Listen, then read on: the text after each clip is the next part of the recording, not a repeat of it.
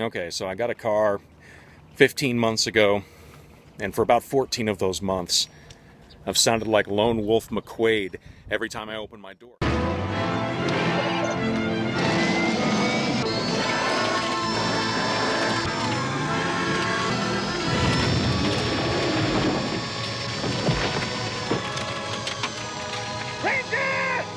You son of a bitch! Don't people think that you should have a nice car for more than, say, 15 months before it starts sounding like this?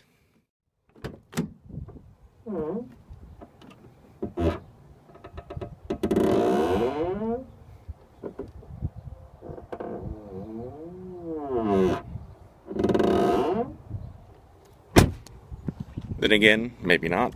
Maybe I'm just a bad man. Call me Chuck Norris.